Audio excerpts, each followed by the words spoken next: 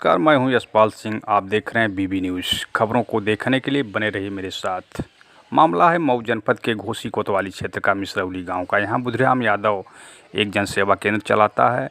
यहां एक आदमी का 2017 से आना जाना लगा रहा। उसके अंगूठे का क्लोन बना करके इसने 2017 से अब तक 30 लाख रुपए निकाल लिया, जिसकी सूचना इसने घोसी कोतवाली को दी।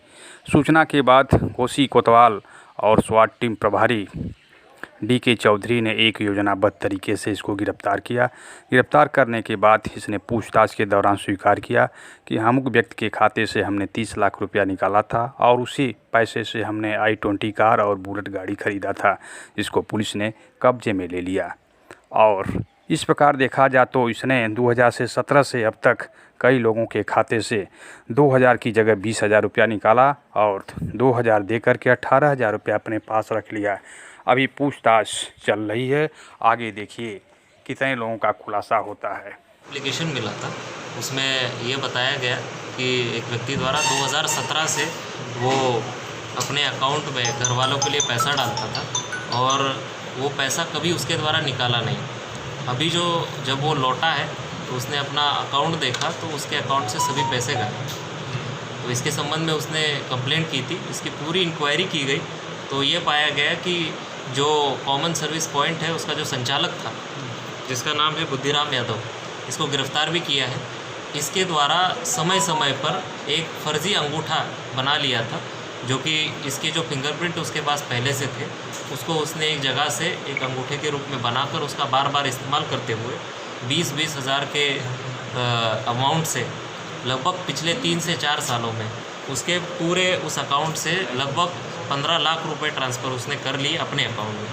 इसके अलावा 8 लाख रुपए उसने चेक के माध्यम से भी अपने अकाउंट में ट्रांसफ़र करवा लिए। इस तरीके से इसी व्यक्ति के अकाउंट से उसने 22 लाख रुपए अपने अकाउंट में ट्रांसफ़र कराए। इसके संबंध में इसके पास जो लैपटॉप है और सभी चीज़ें हैं वो बरामद भी हुई है।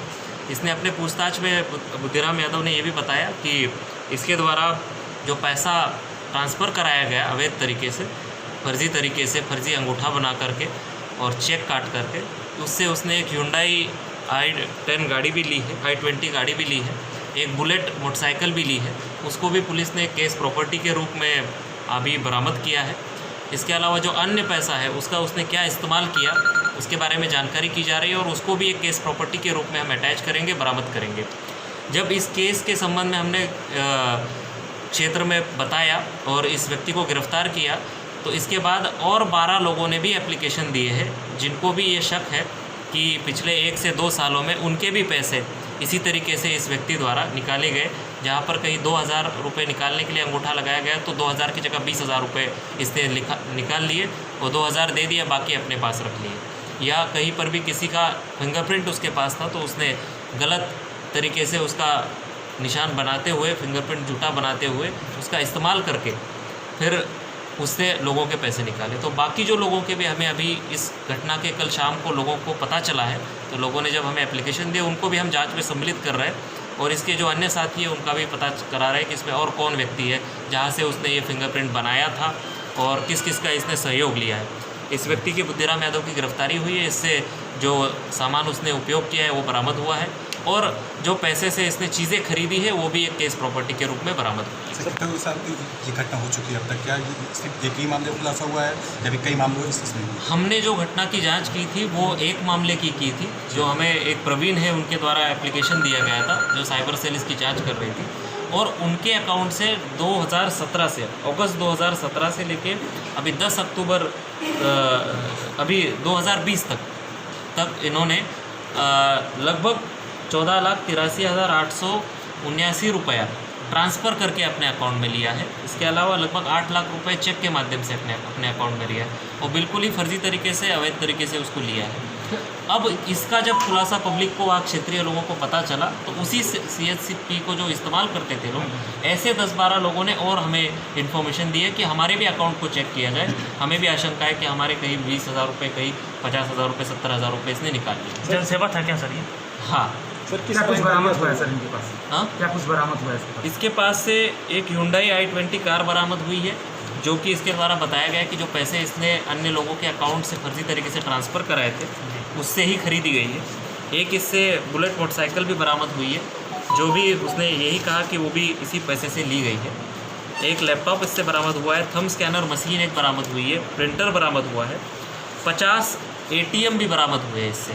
ये भी नए ATM है, लिफाफा बंद है। इसकी भी जांच की जा रही है कि अगर किसी व्यक्ति द्वारा अगर बैंक में अकाउंट खोला जा रहा है तो उसका ATM उसके अकाउंट पे उसके घर के पते पे पहुंचना चाहिए, ना कि CSP वाले के यहाँ पर। उसके यहाँ पर किस आधार पे पहुंचा है, और कहीं ऐसा तो नहीं कि पूर्व में लोगों का ATM भी इसने गलत इस्तेमाल किया हो, उसके बारे में हम जांच कर रहे हैं। अभी ATM के संबंध में हमारे पास ठोस सबूत नहीं है कि उसने उसका गलत इस्तेमाल क्या किया। माना जाए कि ऑनलाइन ट्रांजेक्शन होने से भी जो इस तरह घटनाएं हैं वो ज़्यादा बढ़ रही हैं, माना जाए? इसमें ऑनलाइन ट्रांजैक्शन, देखिए ऑनलाइन ट्रांजैक्शन ज़रूरी नहीं, वो सेफली करना भी ज़रूरी है। सर ATM हर किस बैंक व्यक्ति, का है? हाँ, ATM किस बैंक का बरामद ATM हुआ? काफ़ी सारे हैं, लगभग 50 ATM इसके पास बरामद हुए हैं, और वो ATM कस्टमर्स के हैं। उन कस्टमर्स से भी पूछा जाएगा और उन बैंक से भी पूछा जाएगा कि ये ATM कस्टमर के या बैंक के पास ना होकर इस व्यक्ति के पास कैसे है। कहाँ चला था सर ये बैंक? ये इसका घोसी में इसको पकड़ा गया है, पूरे उसको जानकारी करके। ठीक है।